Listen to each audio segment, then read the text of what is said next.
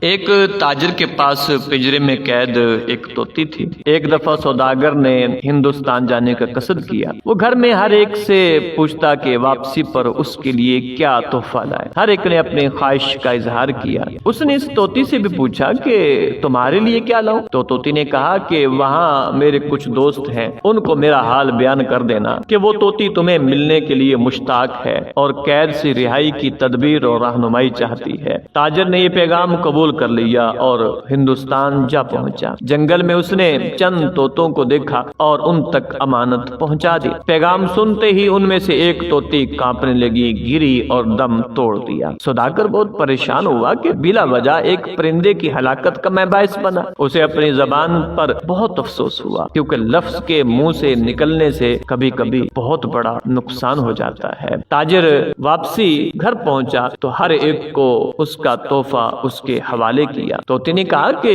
میرے پیغام کا کیا ہوا؟ وہ بولا کہ تمہارا پیغام دیکھ کر تو میں اب تک پچھتا رہا ہوں۔ اس نے پوچھا کہ کس بات سے آپ کو شرمندگی ہے؟ وہ بولا کہ جب میں نے تمہارا پیغام ان کو سنایا تو ایک طوطی کو تیرے درد کا ایسا احساس ہوا کہ وہ اچانک کپ کپائی اور مر گئی۔ بعد میں شرمندہ ہوا کہ یہ بات نہ کہتا تو بہتر تھا۔ ناحق میری وجہ سے ایک پرندے کی جان گئی۔ اچانک بات کا منہ سے نکل جانا بھی ایسا ہی ہے جیسے تیر کمان سے نکل جائے تو واپس نہیں آتا۔ جب اس طوطی نے یہ معاملہ سنا تو وہ بھی پھڑپھڑائی، گری اور ٹھنڈی ہو گئی۔ مالک نے جب اسے اس طرح پڑا دیکھا تو تڑپ گیا۔ روتے ہوئے بولا، اے طوطی تجھے کیا ہوا؟ تو تو میری زبان ہے، تو نے تو میرا اتنا بڑا نقصان کر دیا۔ وہ تاجر پریشانی اور غم کی وجہ سے عجیب بہکی بہکی باتیں کرنے لگا اور ڈوبنے والے کی طرح ہر تنکے کو ہاتھ مارتا کہ کوئی اس کی دستگیری کرے۔ بالآخر اس نے طوطی کو پنجرے سے نکال کر باہر پھینک دیا۔ جیسی اس نے اس کو باہر نکال کر پھینکا، وہ طوطی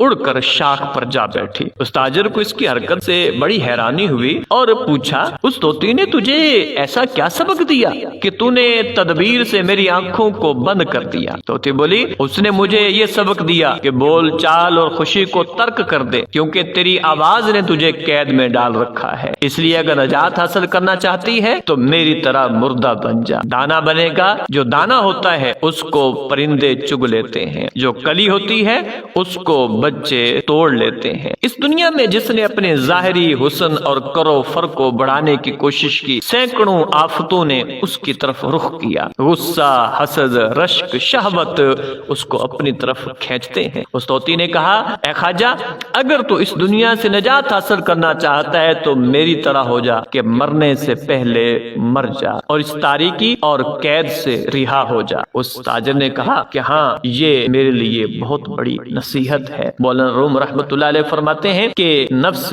انسان کو اپنا دوست بتاتا ہے اور اسے کہتا ہے کہ تیرے جیسا تو کوئی دنیا میں موجود ہی نہیں ہے، تو کمال، فضل، احسان اور سخاوت کا سرچشمہ ہے۔ کہتا ہے کہ یہ تو عیش اور خوشی کا وقت ہے، پینے پلانے، یاری دوستی کا وقت ہے۔ جب وہ لوگوں کو اپنا شیدائی دیکھتا ہے تو تکبر میں آپ سے باہر ہو جاتا ہے۔ وہ نہیں سمجھتا کہ اس جیسے ہزاروں کو شیطان نے نہر کے پانی میں پھینک دیا۔ دنیا کی ہوشیاری اور چال بازی ایک مزیدار نوالا ہے، اسے نہ کھا، کیونکہ یہ مزیدار نوالا آگ سے بھرا ہوا ہے۔ اس کا مزہ تو ظاہر ہے لیکن آگ ڈھکی ہوئی ہے اور اس کا دھواں آخر میں جا کے ظاہر ہوتا ہے۔ یہاں پر مولانا روم ایک بڑی زبردست بات فرماتے ہیں کہ بعض لوگ کہتے ہیں کہ لوگوں کی غلط مدح سرائی ہم پر کوئی اثر نہیں کرتی۔ فرمایا، یاد رکھو، غلط مدح سرائی سے بھی اثر پڑتا ہے لیکن غیر محسوس طریقے پر۔ جب تم کسی کی برائی سے متاثر ہوتے ہو تو جان لو کہ بے جا خوشامد سے بھی متاثر ہوتے ہو۔ تعریف چونکہ میٹھی ہوتی ہے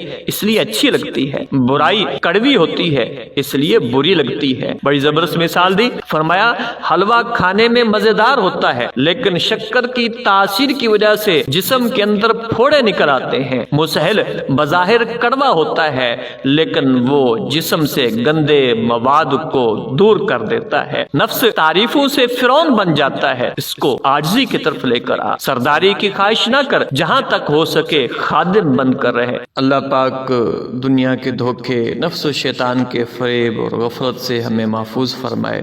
اور مرنے سے پہلے قبر و آخرت کی تیاری کی توفیق عطا فرمائے، آمین بجاہ النبی الامین صلی اللہ تعالی علیہ وآلہ وسلم۔